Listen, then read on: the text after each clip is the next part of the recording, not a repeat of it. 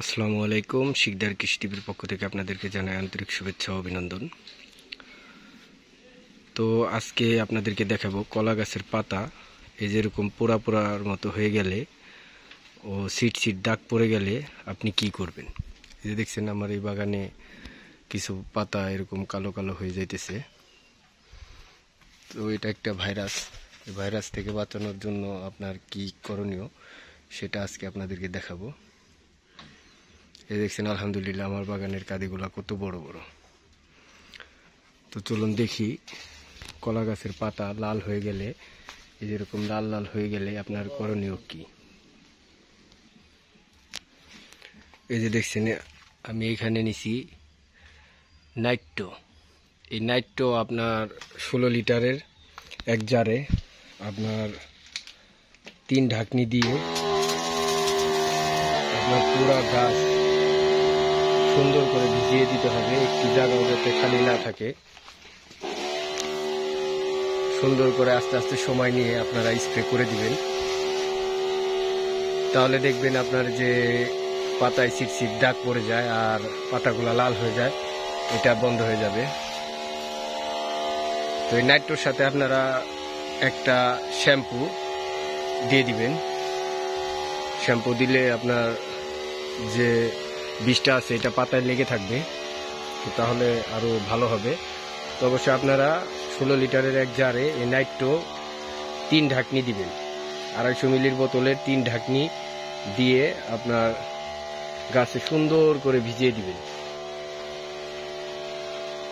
এভাবে যদি সুন্দর করে আপনি ভিজিয়ে দেন তাহলে দেখবেন কিছুদিনের ভিতরে আপনার যে পাতায় দাগগুলো আছে এগুলো চলে যাবে, আর পোকামাকড় যেগুলো আছে এগুলো আপনার দূর হয়ে যাবে।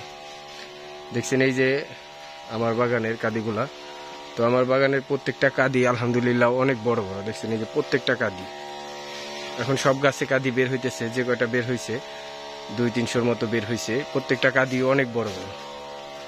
দেখছেন যেখানে আছে কাঁদি সবগুলাই বড় বড়, একটা কাঁদিও আপনার ছোট নেই।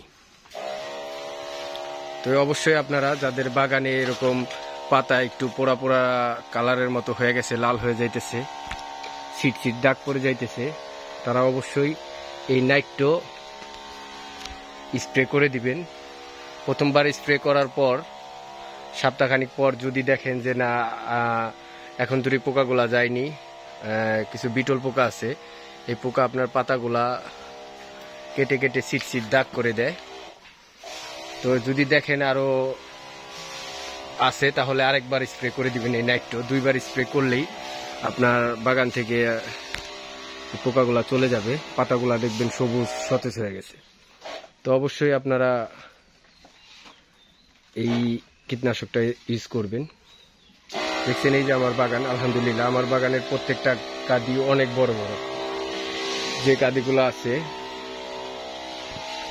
প্রতিটা কাঁদি যে দিক দিয়ে কাঁদি, যেখান দিয়ে কয়েকটা কাঁদি বের হয়েছে এগুলা দেখেন কত বড় বড় কাঁদি। প্রত্যেকটা কাঁদি বড় বড়। এই যে দেখেন, দেখছেন কত সুন্দর কত ফ্রেশ। প্রত্যেকটা কাঁদি আমার বাগানের এরকম বড় বড়। আর দেখেন কলায় কোনো স্পট নেই, কোনো দাগ নেই, কলাগুলা কত সুন্দরভাবে বাড়তেছে। এই যে দেখেন প্রতিটা কাঁদি কত বড়, গাছগুলা কত মজবুত দেখেন।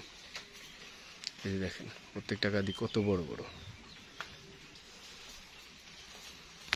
তো আপনারা যারা কলা বাগান করেন তাদেরকে আমি বলবো অবশ্যই আপনার কলা বাগানের যত্ন ঠিকঠাক মতো নিবেন। ঠিক মতো যদি আপনি যত্ন করতে পারেন তাহলেই আপনি কলা চাষ করে লাভবান হতে পারবেন। কলা চাষ অবশ্যই একটি লাভজনক ব্যবসা। আপনাকে ঠিক মতো যদি আপনি যত্ন করেন তাহলে এখান থেকে ভালো একটা প্রফিট পাবেন। আর যদি যত্নে আপনি একটু ঢিলামি দেন তাহলে আপনি কলা চাষ করে লাভবান হতে পারবেন না। কারণ কলা গাছে বিভিন্ন রকমের পোকামাকড় ভাইরাস আক্রমণ করে, ওটা যদি আপনি দমন না করেন তাহলে আপনি লসে পড়ে যাবেন। সব কলা গাছ দেখবেন নষ্ট হয়ে গেছে, আপনি আর যত্ন করে সারতে পারবেন না। এই দেখছেন আমার প্রত্যেকটা কাঁদি, আমার বাগানে যতগুলা কাঁদি বের হয়েছে প্রতিটা কাঁদি কত বড় বড়। আপনি দেখেন এই কলাগুলা যখন বড় হবে তখন আপনার এই কাঁদিগুলা আপনার দুইজনে ধরে তারপরে কাটতে হয়, এত বড় হয়। আমার বাগানের কলা প্রত্যেকটা কলা আপনার 250 গ্রাম ওয়েট হয়, ওজন হয়। 4টা কলায় আপনার 1 কেজি হয়। তাহলে আপনারা ভাবেন কলাগুলা কত বড় বড় হয়। তো আমি ঠিকমতো যত্ন করি বিদায় আমার কলাগুলা এরকম বড় বড় হয়। তো আপনারা যারা কলা বাগান করেন বা করতে আগ্রহী, তারা অবশ্যই বাগান করলে ঠিকমতো বাগানের যত্ন করবেন। যখন যেটা প্রয়োজন হয় তখন সেটা দিবেন। কিছু খরচ করলেই আপনি পরবর্তীতে ওখান থেকে কিছু লাভ পাবেন। আর যদি খরচ না করেন, ভাবেন যে চারা রোপণ করলেই আপনার গাছ হয়ে যাবে, তাহলে পরবর্তীতে দেখবেন যে আপনি যে টাকা দিয়ে চারাগুলা ক্রয় করে রোপণ করছেন সেই টাকায় আপনার উঠবে না। আপনি যে পরিশ্রম দিবেন সেটা আপনার বিফলে যাবে। তো সকলেই ভালো থাকবেন, সুস্থ থাকবেন। আসসালামু আলাইকুম ওয়া রাহমাতুল্লাহি ওয়া বারাকাতুহু।